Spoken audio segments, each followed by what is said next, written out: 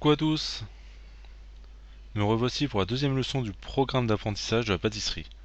Aujourd'hui nous allons apprendre ensemble à abaisser, à foncer, à réaliser une tarte aux fruits et à napper cette tarte. Je vous enverrai aussi vers le lien de la vidéo de la crème pâtissière pour garnir votre fond de tarte avant de mettre vos fruits. Donc pour cette leçon, nous avons besoin d'un cercle à tarte, d'une pince à tarte,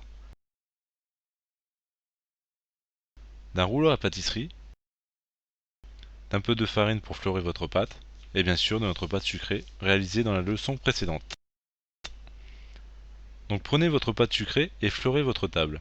Alors fleurer c'est quoi? Donc c'est tout simplement parsemer une très fine pellicule de farine sur un plan de travail, une plaque de cuisson ou sur un moule, afin d'empêcher certaines fabrications de coller.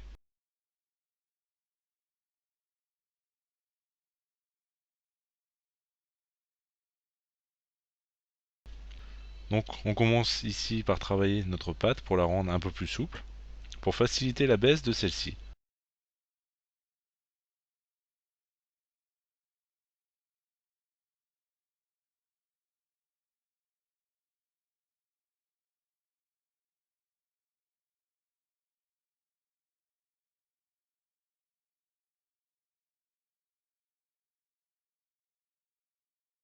On prend ensuite notre rouleau à pâtisserie et on commence à étaler la pâte. N'hésitez pas à fleurer de temps en temps. Qu'abaisser une pâte c'est quoi? On vient de le voir à l'instant, c'est étaler une pâte à l'aide d'un rouleau afin d'en garnir un moule, un cercle ou de la cuire à blanc.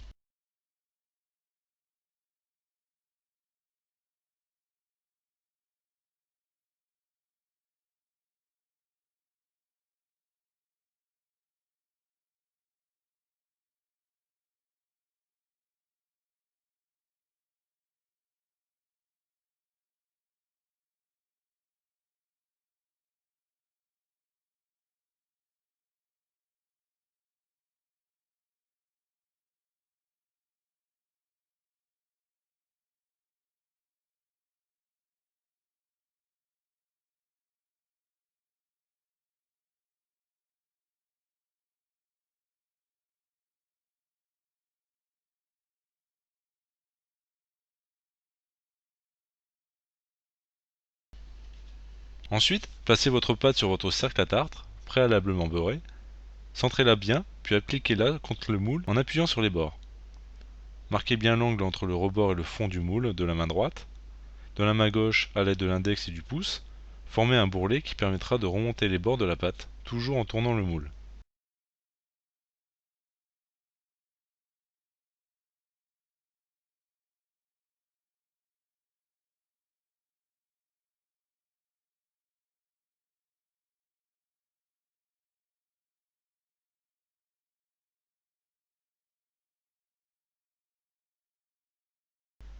Piquez le fond de votre pâte à l'aide d'une fourchette, cela évitera à votre pâte de gonfler et de former une bulle.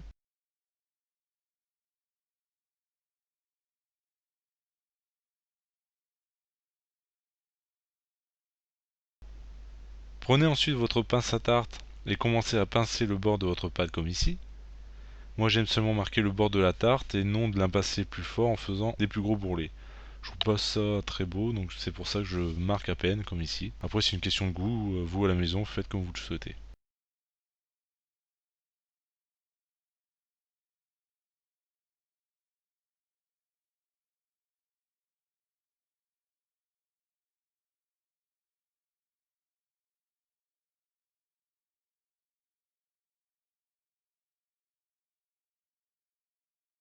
Enfournez ensuite votre tarte dans un four chaud à 175 degrés pendant environ 12 minutes. Alors le temps de cuisson de votre tarte, ça dépend tout simplement du type de four que vous avez.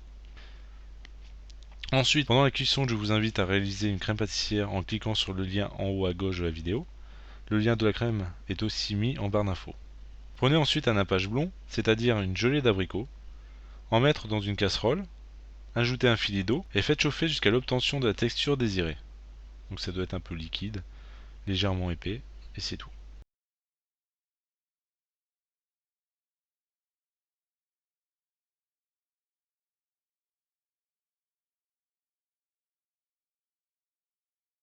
Donc une fois que votre crème et votre tarte sont refroidies, étalez-la sur votre fond en y mettant une bonne épaisseur. Lissez-la à la palette.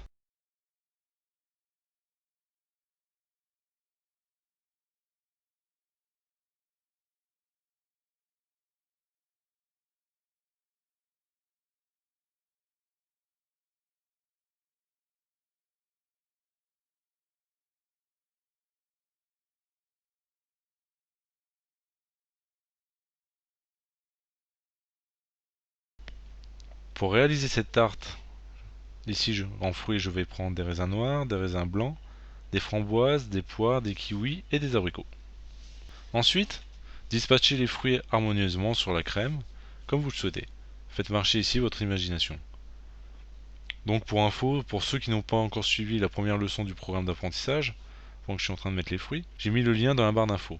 Pour ceux aussi qui veulent suivre ce programme, je vous invite donc à vous abonner à ma chaîne, c'est totalement gratuit. Vous recevrez alors par mail toutes les nouvelles vidéos du programme, mais aussi de nombreuses recettes vidéo en parallèle pour les plus perfectionnés. Vous pouvez aussi vous rendre sur mon site. Sur le site, vous retrouverez donc ce programme, toutes les vidéos de YouTube complétées par un descriptif et des astuces, tout le vocabulaire aussi de la pâtisserie.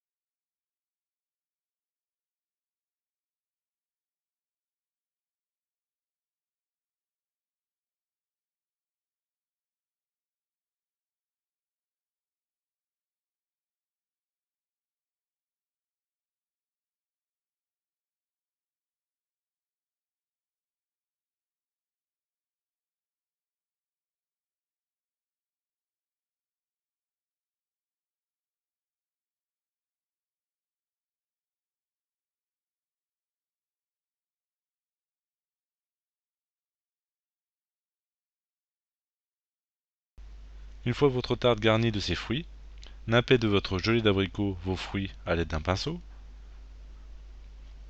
Donc on vient de le voir ici, napper une tarte, c'est couvrir cette dernière d'une gelée, tout simplement.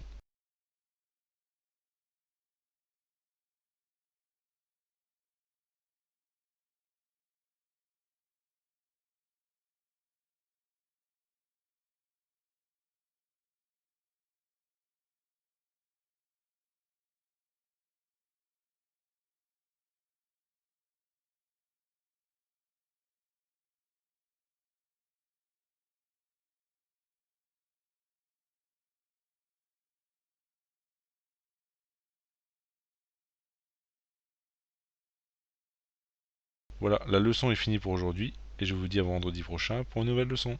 Bye!